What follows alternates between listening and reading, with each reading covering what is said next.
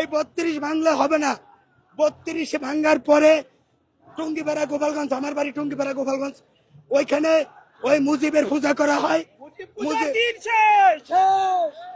মুজিবের পূজা করা হয়।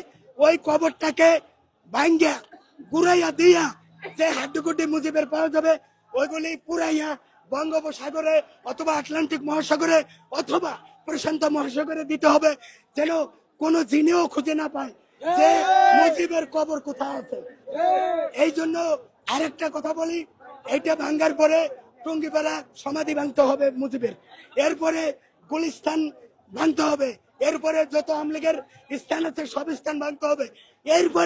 এরপরে যারা এই ভাঙ্গার কাজে বিরোধিতা করবে, সেটা সেনাবাহিনীর লোক হোক, পুলিশের লোক হোক, উপদেষ্টা হোক, বিএনপি হোক, জামাত হোক, চরমোনাই হোক, যেই হোক, খেলাফত মজলিস হোক, আওয়ামী লীগের ধ্বংস করার কাজে যারা বাধা দেবে তাদের বাড়ি ঘর এই হাতুর কাঁঠাল দিয়া।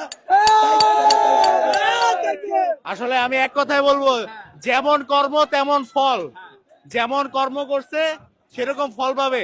এটা শেখ হাসিনাও পাইছে, আগের লোকরাও পাইছে। আমরাও যদি কিছু খারাপ করি আমরাও এটা ফল পাবো। যেমন কর্ম তেমন ফল। এনে কোনো সিম্পেথি দেখায় লাভ নাই, কোনো সিম্পেথি দেখায় লাভ নাই। বাংলাদেশের মানুষ আবেগী মানুষ, আমরা এত যুক্তি দিয়ে চলি না, আমরা আবেগ দিয়ে চলি।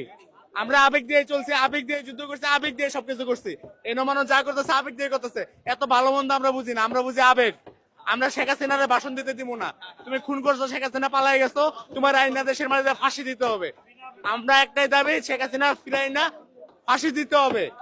আমরা তোমার ভাষণ শুনতে যাই না, তুমি ভাষণ দিবা। তুমি যতবার ভাষণ দিবা ততবার মানুষ এখানে হামলায় পড়বে, ততবার মানুষ সব জায়গায় হামলায় পড়ছে। কত বড় সাহস তুই মানুষের উপর গুলি চালাস, কত হাজার মানুষ মারছস, কত জনের রক্ত নিয়েছস। আমি নিজে গুলি খাইছি। আপা আসেন না কেন? আপা আসেন, আপনি আসেন, আসেন। শেখ হাসিনা ফাঁসি চাই, ফাঁসি। ঈদের দিনে আছে, ঈদের দিন ভাই, আজকে ঈদের দিন ভাই, বুঝছেন? ঈদের দিন ভাই। বাংলাদেশের যদি কোন দল বা কোন দল ভবিষ্যতে স্বৈরাচারী মনোভাব পোষণ করে, তাই এইরকম পরিস্থিতি বরণ করা লাগবে সেই দলকে। যে দলই হোক, যে দলই হোক, ইনকিলাব জিন্দাবাদ, আজাদী জিন্দাবাদ।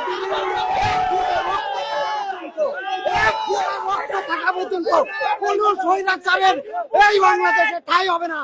যে দলই স্বৈরাচারী মনোভাব পোষণ করবে, এই বাংলার মাটিতে এই স্বৈরাচারের মতো পরিস্থিতি তাকে বরণ করতে হবে। স্বৈরাচারের শেষ স্মৃতিচিহ্ন এই দেশ থেকে মুছে দেওয়ার জন্য আমরা এখানে এসেছি এটা ভাঙতে। স্বৈরাচারের যতদিন এই স্মৃতিচিহ্ন থাকবে ততদিন হচ্ছে এই দেশে বারবার হামলা করবে, বারবার হচ্ছে তারা ব্যাক করবে। আমরা চাই স্বৈরাচার এই দেশে কখনো আর তাদের ঘাঁটি যেন স্থাপন করতে না পারে। সময়ের অপেক্ষা মাত্র। অচিরেই তোর এই 16 বছরের কষ্ট, 16 বছরের জ্বালা যন্ত্রণা বাংলার প্রত্যেকটা মানুষ শেষ করবে। অচিরেই তোর সকল স্মৃতি, তোর বাবার, তোর সকলের স্মৃতি মুছে দিবে। আজকে এই 32 নম্বরের মতো, আজকের এই 32 নম্বরের মতো তোর টুঙ্গিপাড়া সহ সকল স্মৃতি আমরা মুছে দিব ইনশাআল্লাহ। 16টা বছর ছাত্র জনতা বাংলাদেশের মানুষের উপর যে অত্যাচার করেছ, প্রত্যেকটা সন্তানকে তার বাবা হারা করাইছ, তার স্ত্রীকে বিধবা বানাইছ, ইতিম বানাইছ।